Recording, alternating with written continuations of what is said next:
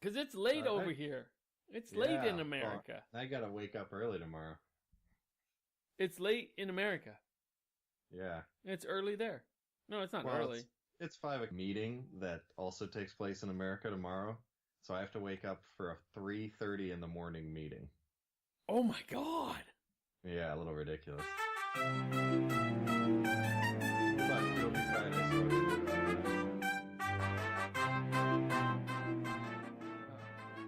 I turned down your microphone while I was trying to turn down this thing. Oh, also, thanks for the friend request. Blew my earphones off.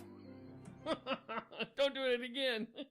It's all through the show. Hi, and welcome to Seattle's #1 comic book podcast. This is the podcast dedicated to the first issue of your next favorite comic. I'm Larry. I'm James. Oh, I did turn your phones down. Hold on again. Who? Don't hear me, Larry. I need my voice to be heard. There you are. Who are you again? I'm James. Episode 113. Are you excited, James? Yeah, I think we got a good one. Unbeatable Squirrel Girl. Unbeatable Squirrel Girl. I think this is what comics are all about. I can't wait to dive into this. But before we get to it, Larry, what do we got on the Recent and Decent? I wish I had something amazing to talk about Recent and Decent, but I don't. I read a bunch of comics this last week, and I didn't find anything that really floated my boat.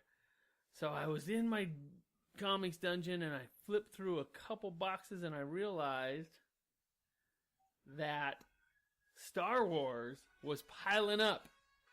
Oh. So it's not Recent and Decent, but I read issues 20 through 25, and currently they are at 52, so I got some more reading to do, of Jason Aaron's Star Wars. And we read the first issue of it. There's that notification. How did I rank it? It was up there. Yeah. It cracked the top 10 last year. Wait, was this... Yeah, because this wasn't... for a second I was thinking Darth Vader. We did that this year. Yeah, we did Darth Vader this last year, or this year. This season.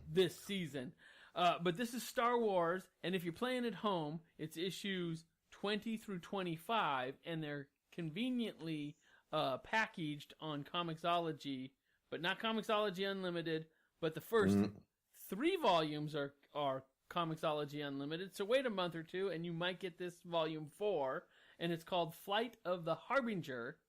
That's the trade, and the name comes from a, what are the big triangle Death Destroyers? Toblerones. No, the Death Destroyers that they drive. The TIE Fighters. TIE Fighters. No, not the TIE Fighters. The big ones. The great big ones. Millennium Falcon. No, anyhow. I don't want to give away too much, but this was super fun comics. Like, Jason Aaron just does a great storytelling. Yeah, we love Jason Aaron. There's 5. It's one of the best adaptations we've done for sure. It was actually from our first season. I had to look back at the archives. Oh, okay, yeah, first season. Yeah. So first of all, it's Jason Aaron. So he's telling great stories, and he tells 3 great stories in this 5 issues. He tells the first story of a Wookiee who is a bounty hunter who's causing trouble for one Obi-Wan Kenobi. Another story of an elite stormtrooper crew of stormtroopers who are sent out on a mission, direct orders from Darth Vader. And they are awesome. These stormtroopers are really cool. These would make great toys.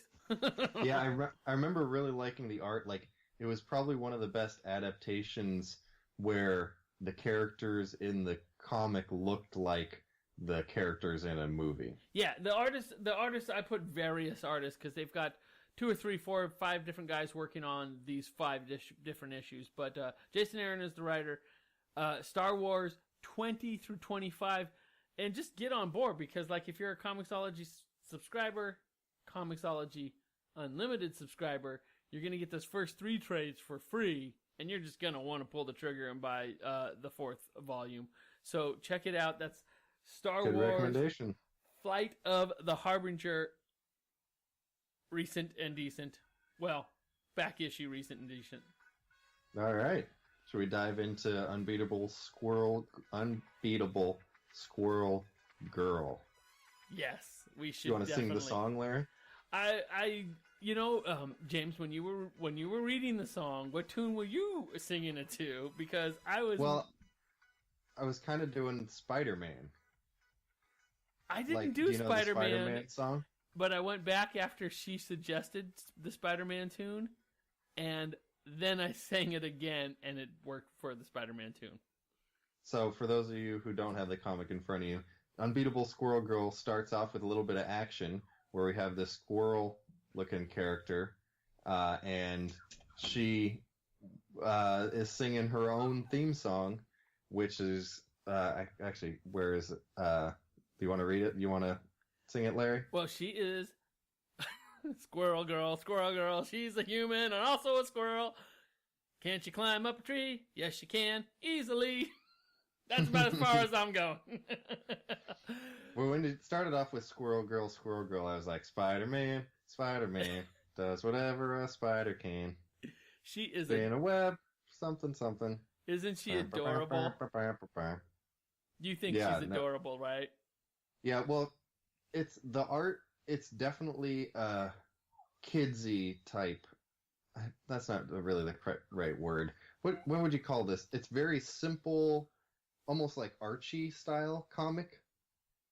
Yeah, very Archie style. If you put it in that genre of like, there isn't really shading going on. It's really bright colors. It's flat. It's flat. Yeah, very flat. Nice and easy to read. Nice and easy to read with fun little asides, tons and tons of jokes. Jokes galore. Yeah, very, very kid-friendly. Is this our first? No, we've done a couple kid ones this season, but this might be the most kid-friendly. I want to say this is very kid-friendly and very approachable and very all ages, and there's action, but there's no blood or gore. It's nice and simple. It's when you get great childish character, childish superhero. Yeah, so our superhero is she is Squirrel Girl, but her Unbeatable Squirrel Girl. Wait, so is that supposed to like me making fun of like the Incredible Super Spider-Man? No, or is that part of her name? I think it's her name, and she is, and we find out in this first issue that she is definitely unbeatable by a couple different bad guys. Larry, is she tough? Listen, bud, she's got partially squirrel blood. Yeah, she is definitely tough.